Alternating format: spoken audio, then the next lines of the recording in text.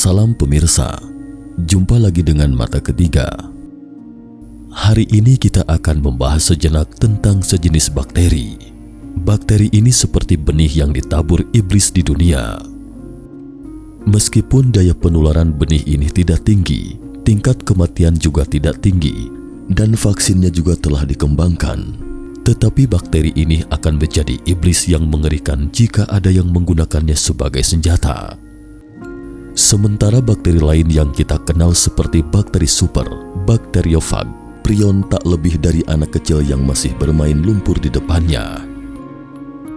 Benih iblis yang dimaksud ini adalah antraks. Semasa Perang Dunia II, pada tahun 1940-an, fasisme merajalela di Eurasia, yakni super benua gabungan yang terdiri dari dua benua, yaitu Eropa dan Asia.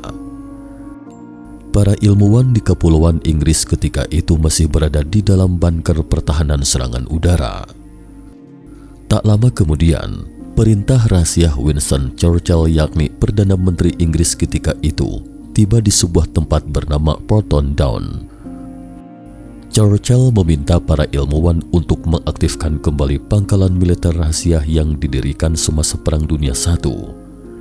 Pangkalan ini merupakan basis penelitian dan pengembangan senjata biologi dan kimia. Segera para ilmuwan pun membidik sejenis bahan baru untuk senjata biologi dan kimia, yakni antraks, seperti yang diperintahkan.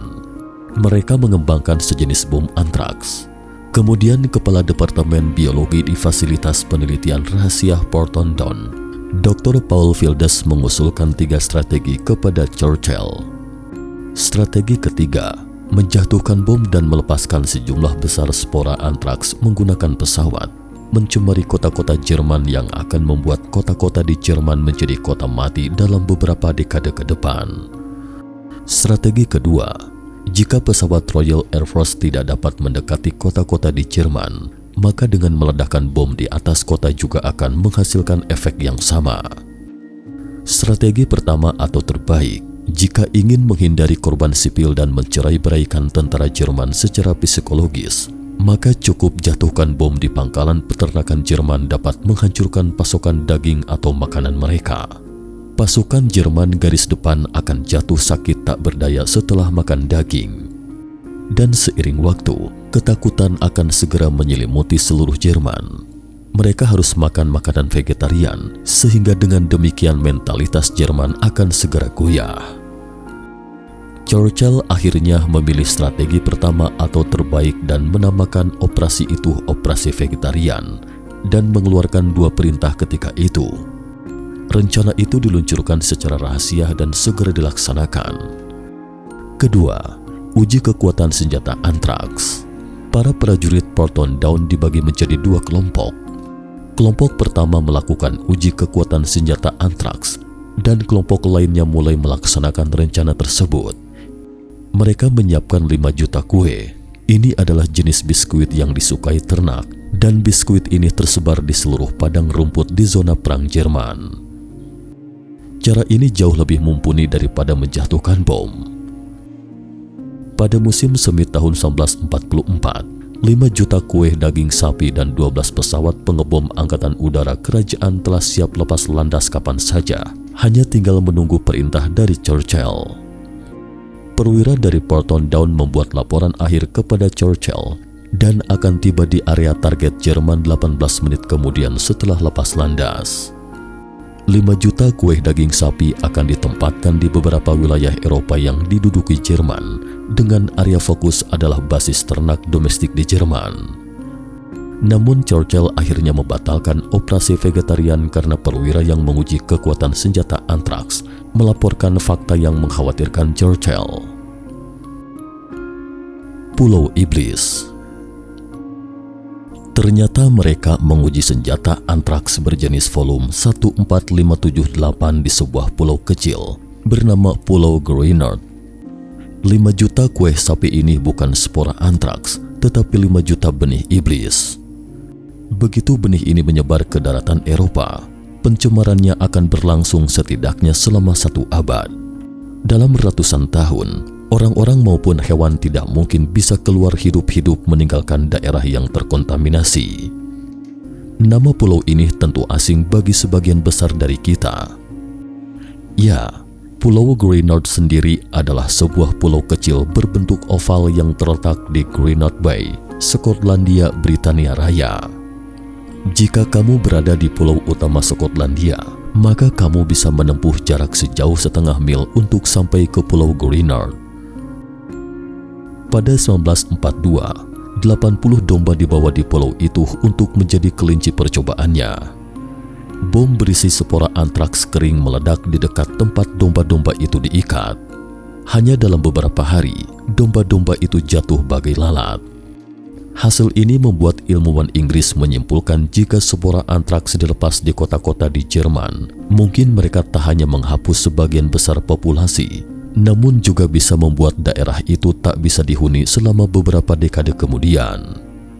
Ini menjadi misi operasi vegetarian, sebuah rencana jahat untuk menjatuhkan kue yang terinfeksi anti-jam di atas ladang-ladang Jerman.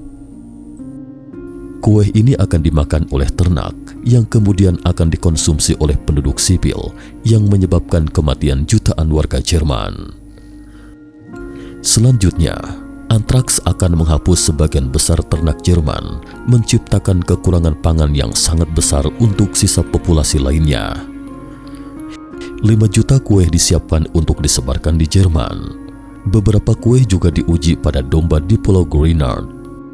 Operasi vegetarian hanya untuk digunakan jika Jerman melakukan langkah pertama dalam perang biologis yang untungnya tidak dilakukan. Para ilmuwan militer di Porton Down mendemonstrasikan pada Winston Churchill tentang bahaya antraks. Senjata biologis ini adalah yang paling dikenal dan ditakuti di dunia. Menghirup sporanya saja bisa menyebabkan flu yang mengerikan.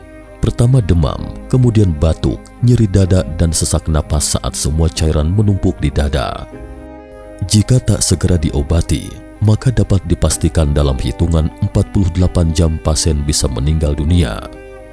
Menelan spora bisa menyebabkan diare, perdarahan internal, sakit perut, mual dan muntah. Jika korban menghirup antraks, maka akan mengalami hal paling fatal dengan angka kematian setinggi 80%, bahkan dengan perawatan medis sekalipun. Itu adalah jenis bakteri mematikan yang digunakan sebagai senjata biologis. Sampai di sini dokumen yang didekripsi pun terputus. Seiring dengan kemenangan Perang Dunia II, tes rahasia itu pun dilupakan dalam sejarah. Tetapi pada tahun 1986, Pulau Greenard kembali menarik perhatian publik.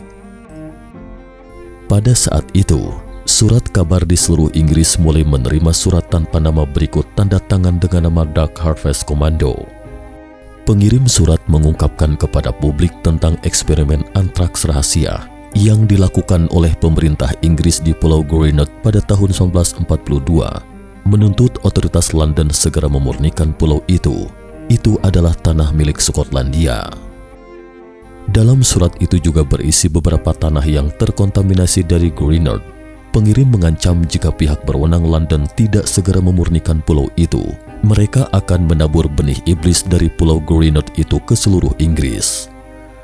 Setelah menganalisis sampel tanah dalam surat itu, pihak berwenang Inggris pun menarik napas. Ternyata itu adalah benih iblis dari Pulau Greenard.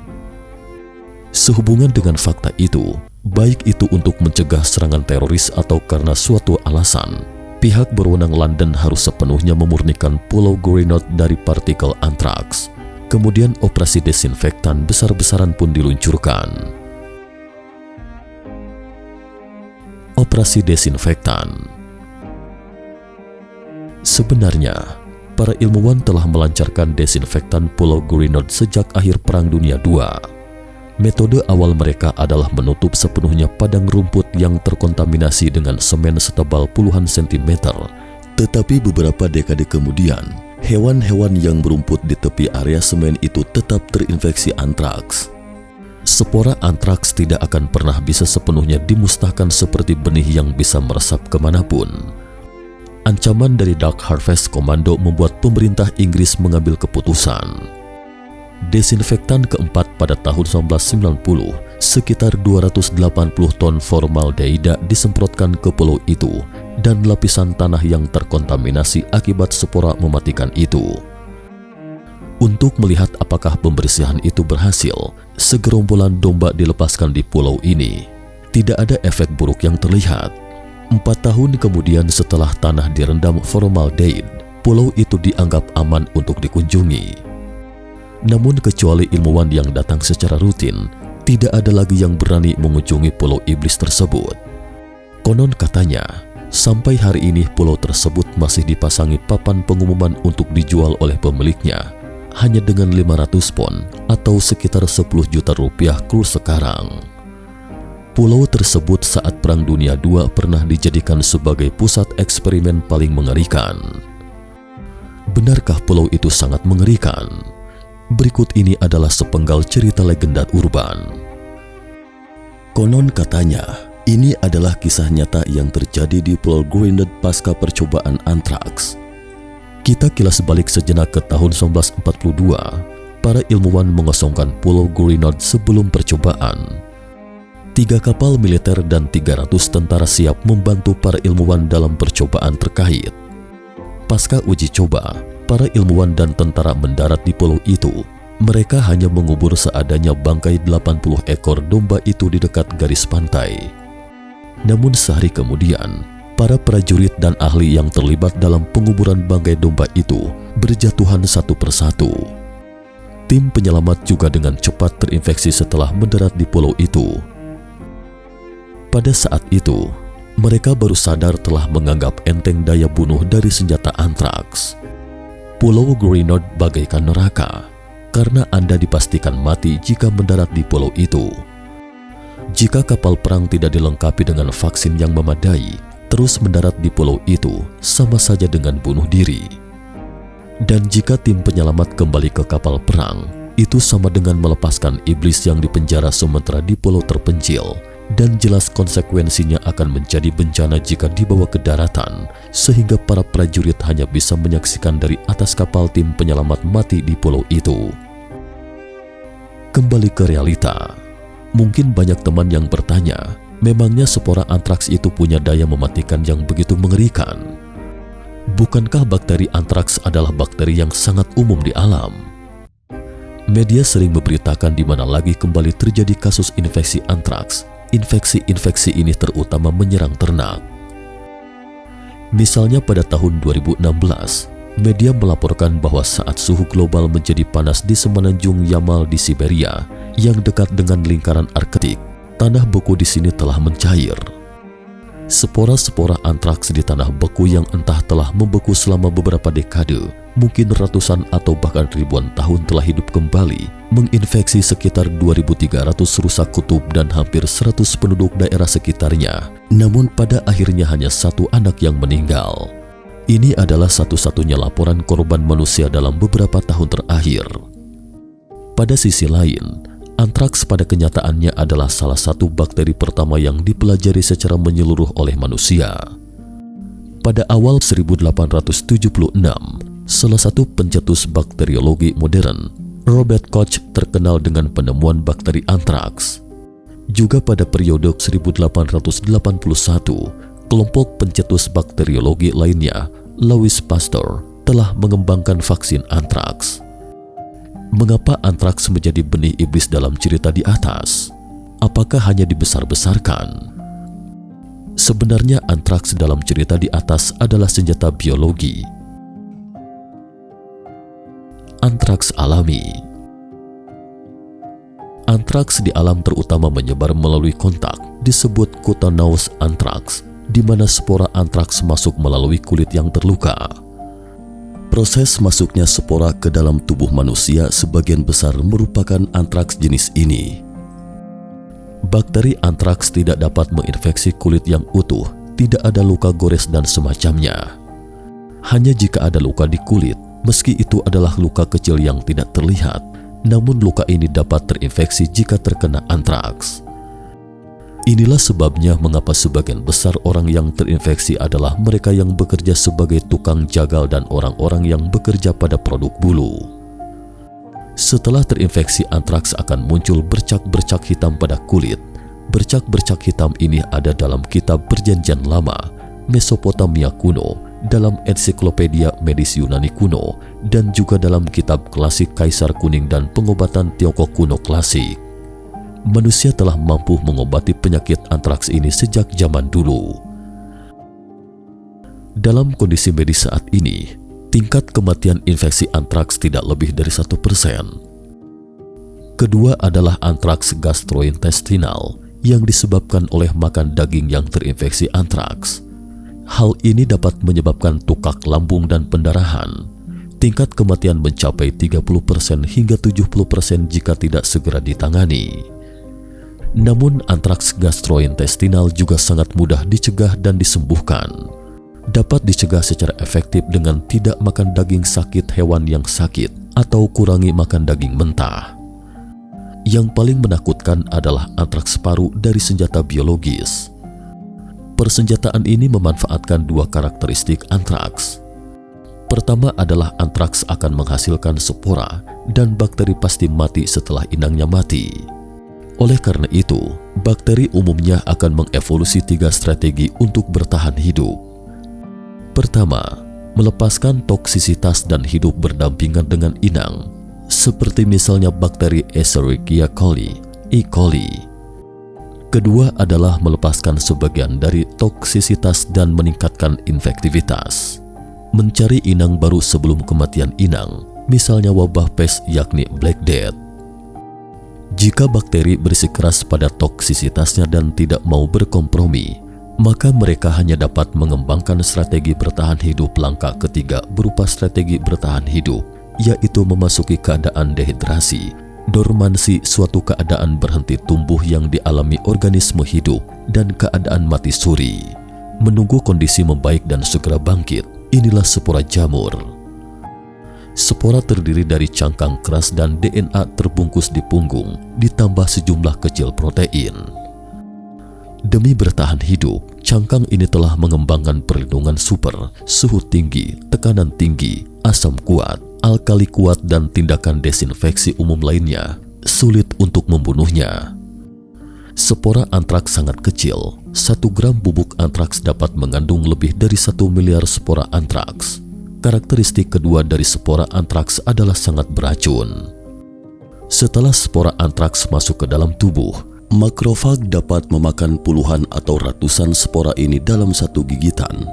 Tetapi ketika mereka memasuki makrofag, spora antraks menyadari bahwa kondisi yang menguntungkan yang mereka tunggu-tunggu akhirnya tiba, sehingga mereka akan menggunakan DNA dalam spora dan materi yang tersisa dengan cepat berubah menjadi bakteri antraks, kemudian mulai berkembang biak dengan cepat. Untuk diketahui, makrofag adalah sel darah putih yang bekerja dengan cara menelan dan mencerna fagositas kuman dan sel yang rusak, pecah, mati, atau sekarat. Jika bakteri antraks berada di kulit atau di saluran pencernaan di saat demikian, sistem kekebalan tubuh kita akan melawannya untuk mencegahnya menyebar ke seluruh tubuh. Ditambah dengan beberapa antibiotik dalam pengobatan modern, kita masih dapat menaklukkannya. Namun jika masuk ke paru-paru langsung melalui saluran pernapasan, ini adalah bentuk antraks paru yang paling mengerikan, yakni antraks inhalasi. Antraks paru akan dengan mudah masuk ke dalam sistem peredaran darah dan pada saat yang sama akan menghasilkan racun super yang menyerang jaringan dan organ tubuh, bahkan memicu sistem kekebalan untuk menyerang selnya sendiri. Begitu terjadi antraks paru, angka kematian mencapai 95%. Bahkan dalam kondisi medis modern, antraks paru bergantung pada toksisitasnya yang kuat untuk menyerang seluruh tubuh semaunya, bahkan menyerang otak sekalipun. Jika kondisinya seperti ini, pasien kerap akan berakhir dengan kematian dalam tinja yang mengalami ulserasi dan muntah darah atau gangguan mental. Yang paling menakutkan adalah gejala awal infeksi antraks paru sama dengan influenza, sehingga mudah keliru didiagnosa dan melewatkan waktu pengobatan terbaik. Inilah salah satu sebabnya mengapa angka kematian antraks paru sangat tinggi. Antraks iblis. Antraks sebagai senjata biologi mematikan akan memperkuat dua karakteristik ini tanpa batas. Pertama, menumbuhkan bakteri antraks super beracun. Kedua, menghasilkan spora antraks yang tak terhitung jumlahnya. Spora-spora kering ini sangat kecil dan dapat dengan mudah terhirup. Ketiga, menambahkan bahan pengembang untuk mencegah spora menggumpal dan lebih mudah terhirup. Keempat, menambahkan eksipien untuk mengurangi adsorpsi elektrostatik spora dan meningkatkan kemampuan pembentukan aerosol. Dengan cara ini, spora dapat menyebar lebih jauh dan titik yang lebih dalam. Dan dengan cara ini juga, bakteri antraks biasa akan menjadi benih iblis, menyebar kemanapun dan sangat mematikan, sehingga benih iblis ini tidak dapat berkecambah di alam. Sementara hati manusia niat dapat menjadikannya raja iblis. Hancurkan iblis. Kita kembali ke cerita di atas. Churchill akhirnya batal memerintahkan pesawat pembom yang dipenuhi 5 juta kueh antraks lepas landas dan tidak akan melepaskan iblis yang lebih mengerikan meski menghadapi iblis fasis sekalipun. 5 juta potong kueh ini akhirnya dibuang ke insenerator dan dihancurkan sepenuhnya. Namun saat ini, antraks sebagai senjata biologi ini masih dilestarikan oleh negara-negara sebagai senjata pertahanan. Sama seperti bom nuklir, antraks juga merupakan senjata nuklir biokimia sebagai penggentar dan timbal balik. Terkait cerita ini, mata ketiga akan berbagi sedikit cerita tentangnya.